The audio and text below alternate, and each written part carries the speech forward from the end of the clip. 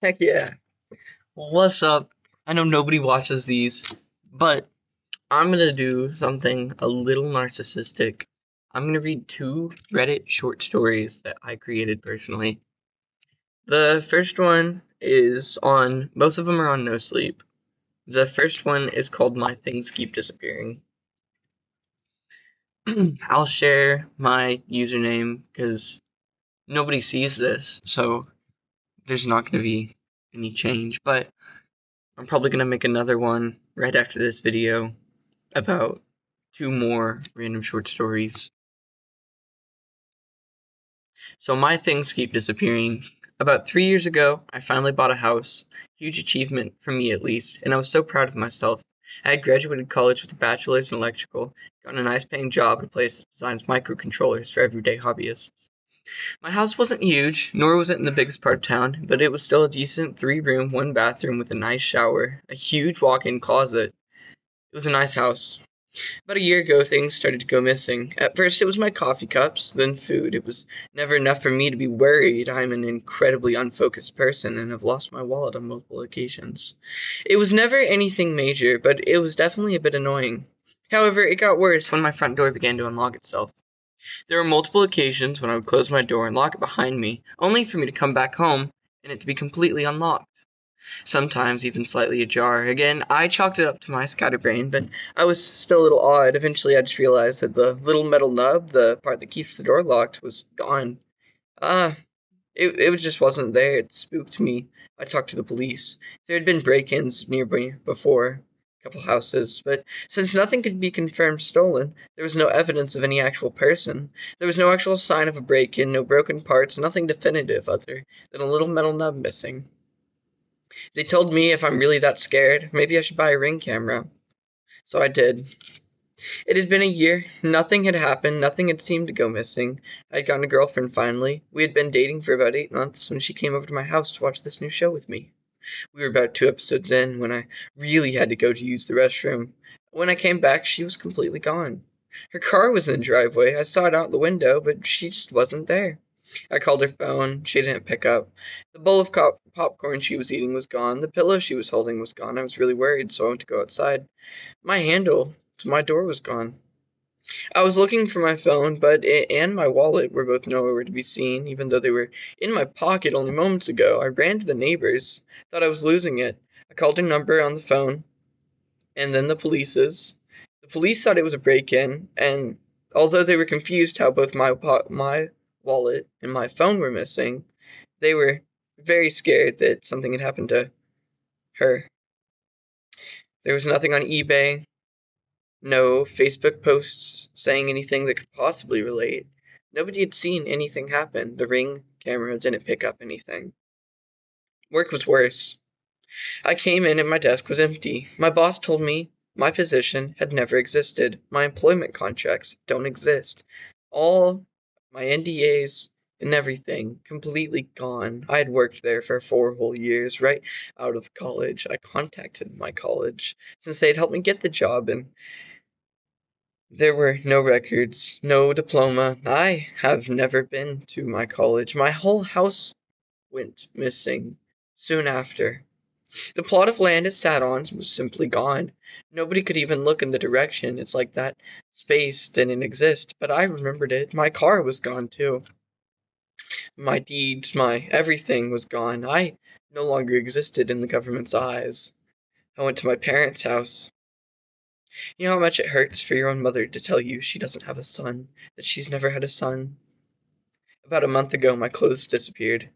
I'm hiding in this guy's house right now. I've stolen his clothes and messed with his locks so he can't hear me come and leave this house. I've stolen his phone. About an hour ago, my left hand disappeared.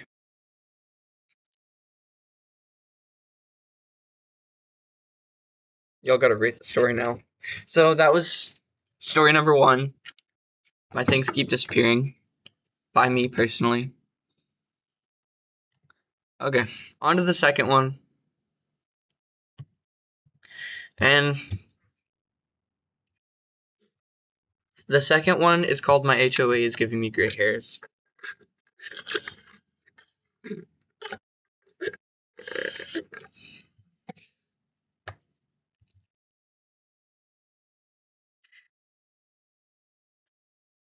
My HOA is giving me gray hairs. By me, once again. I had never been very acceptant of the idea of an HOA. I hated them. Owning something like a house and not being able to customize it, getting in trouble for having lawn grass. A horrid idea, but it was the cheapest house in the best neighborhood I could find. I wasn't broke, but I also wasn't rich. I was trying to find a nice middle ground. 127,000 for a 3 bedroom, 1 bathroom house. It was an amazing deal, but it came with an $87 monthly HOA fee, and it was in a town with a bunch of older people. So I was fine with it. I was looking forward to it, finally moving out of an apartment. I was an architect. It paid okay. The firm I worked at did decent, but we didn't get a lot.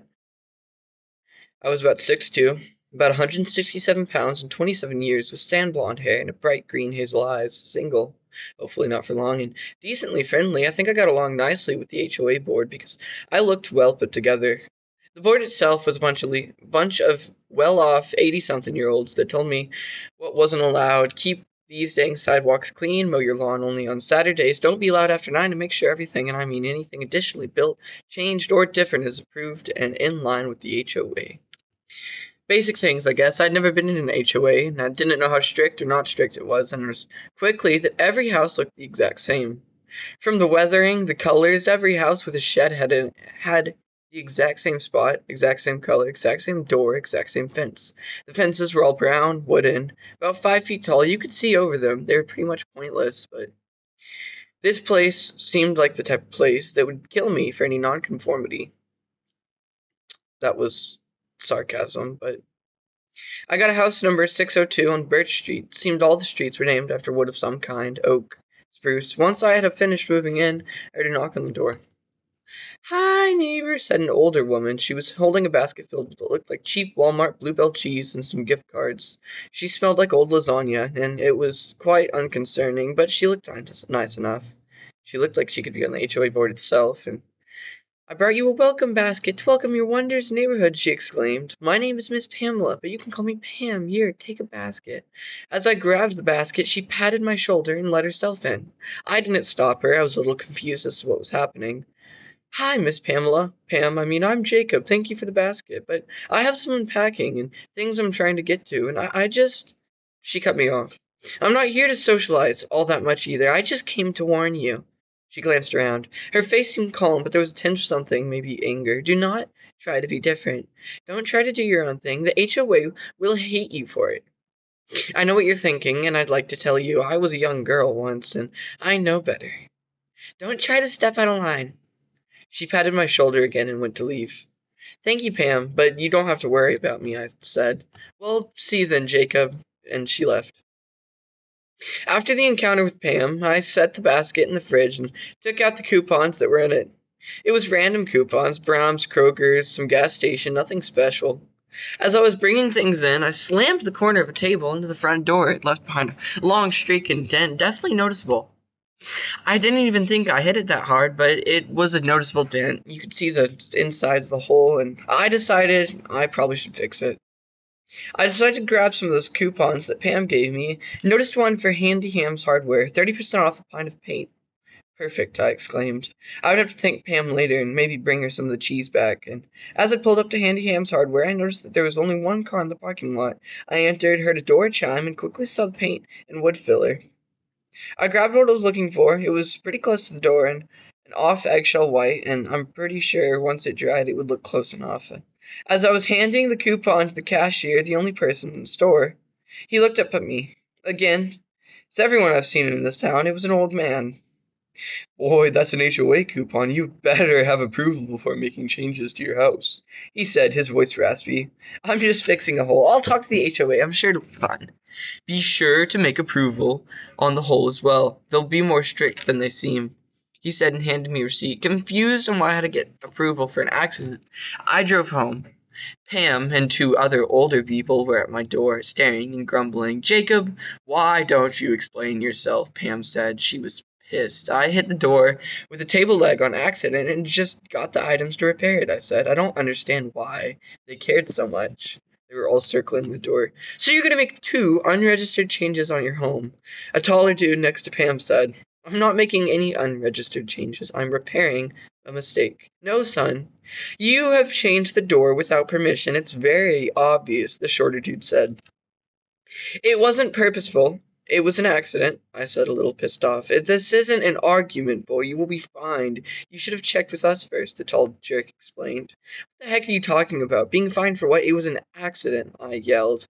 Argue with the collector. I'd suggest you don't mess up anymore, Pam said, and they walked off. This upset me greatly. I hadn't even been here 3 days, and I already had to pay an HOA fine. I decided to go inside and watch TV. I wasn't going to fix the door after what happened, and I wanted to get my Xbox hooked up. At around 8, I heard knocking on the door. I went to go open it, and it was the most average, middle-aged man I've ever seen. When you think of office worker, this is what your mind goes to. It's a little odd. So I see that you made an unimproved alteration to your home, and that does come with a fine, he said, with a very monotone voice. He almost sounded like he had no accent whatsoever. He spoke clear English, and it was very clear. I thought it was odd, and maybe I was just being rude. Maybe this is what every HOA payment collector was like. It was not a purposeful change, I told him. It was an accident. I hope he understood. I understand.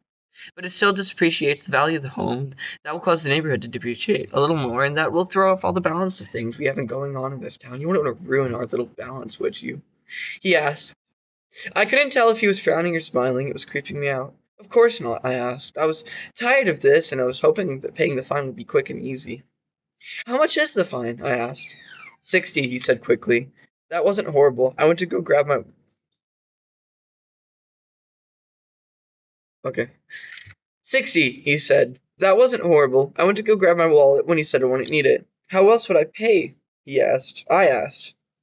How else would I pay? I asked. He grabbed my arm. His hands were both warm and cold at the same time. It hurt, and it felt oddly good. The muscles in my arm felt weaken, and my joints felt swell, and I wrenched back.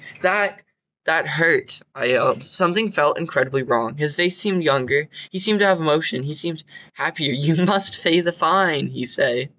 He reached forward, and I darted back quickly. I closed the door on him. I latched the locks. He started knocking. What are you? I asked. What was that? I said, exasperated. I am the head of the HOA. I am the fine collector, and you must pay your fine, he said. Please, please, please don't enter, I said weakly. I don't need permission. I am the head of the HOA. It was in your contract. I can enter or leave as I please, he said.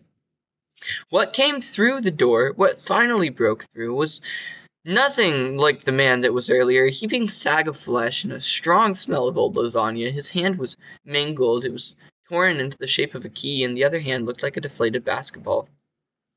I screamed. You must pay your fine, the thing said. I was running to hide. I tripped on the cord leading from the Xbox to a controller I was charging. I hit my head directly onto the wall, and the HOA quickly appeared over me. He reached down, and my vision blurred. Thank you. Please make sure to come to the HOA Board of Approval. I felt my muscles ache and groan, my joints swell. I saw something. It looked like my hair. Everything turned gray. Everything was fuzzy. I was so hungry when he left. I tried to eat some steak, but everything hurt. It hurt to chew.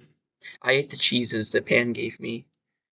I figured I probably should get a job at some point, but I laid on the couch for felt as if I had no energy left at all. That's two stories I wrote. They're gonna end up on YouTube now. Nobody's gonna see them. This is a 14-minute long video.